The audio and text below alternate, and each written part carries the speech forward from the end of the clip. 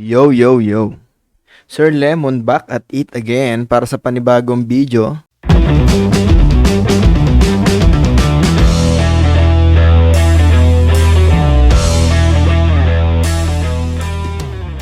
Alright, after 10 years no, Sir Lemon nagbabalik. So may nakita na naman akong isang video na hindi ko nagustuhan ano. Well anyway, hindi ko sinasabing kailangan ng mga gagawin yung video magugustuhan ni Sir Lemon. Hindi yun ang ibig kong sabihin. Ang ibig kong sabihin dito, sisitahin natin yung mga video na para sa ating opinion, para sa ating point of view, ay alam nating may mali, may something, o hindi tama. So hindi ako nagmamagaling kasi gumaling lang naman ako nung wala na akong sakit.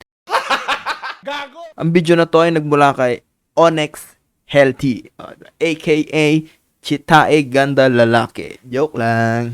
So balik tayo sa video. Ang video na to ay 2 minutes and 37 seconds no, para malaman natin kung ano na naman ang nakita ni Sir Lemon na di maganda, i-play na natin yan. Hindi yan, kaya yan. Always trigger out. Huwag mo muna papasok ang trigger. Yan.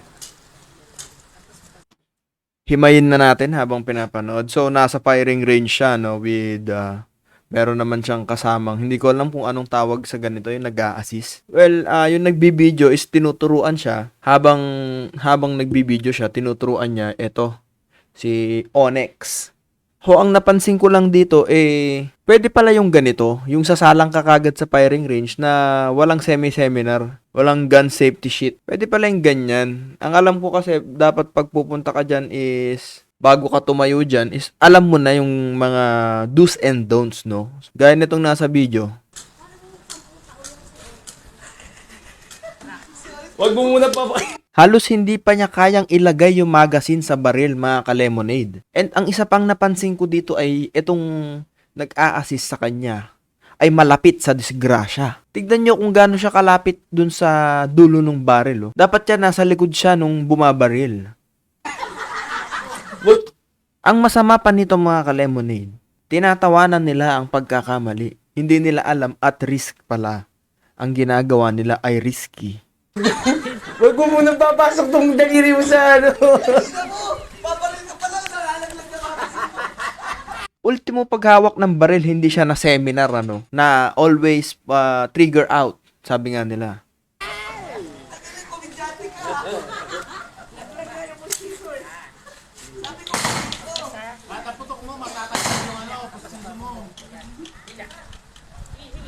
Ayun, no, di ba? yung baril is yung kamay ni ate is lumalampas pa dun sa baril. What if makalbit ni Onyx yan, ano, tamaan yung kamay niya o hindi niya makontrol, yung recoil tumaas, ganyan, di ba? Umikot-ikot siya, di ba? Worst come to worst, dapat prepared tayo sa mga unexpected things, di ba? So masasabi ko lang dito, mali itong ginawa nila na sinabak nila sa firing range ang walang alam, ano. Ay no, naglalaro-laro pa siya, pumupostura pa siya. Para sa akin, kailangan wala namang masamang nangyari. Pero ang hindi ko nagustuhan dito is dapat hindi nila tinotolerate yung mga ganitong katuwaan. 'Di ba? Alam nating katuwaan to. What if itinuro na lang muna kung paano gamitin yung baril bago siya pinatayo diyan, 'di ba? 'Di ba? Maling-mali. Alam ko for safety dapat palagi. Para sa akin, mali itong ginawa nila na ganito. Delikado First time ata netong lalaki si Onyx, no? Parang first time niya. 'Di ba? Bumaril na agad siya diyan. Pwede naman pala yung ganyan, yung wala kang kaalam-alam tapos pupunta ka ng firing range, ano? Ay no, 'di ba? Namumulot-mulot, hawak niya pa yung baril. Diyos ko, ay no. Gumagalaw-galaw siya, yung mga extra, ano bang tawag doon? Yung mga extra galaw-galaw niya, yung mga ginagawa niya. Pag nandiyan ka, dapat laging safety, ano?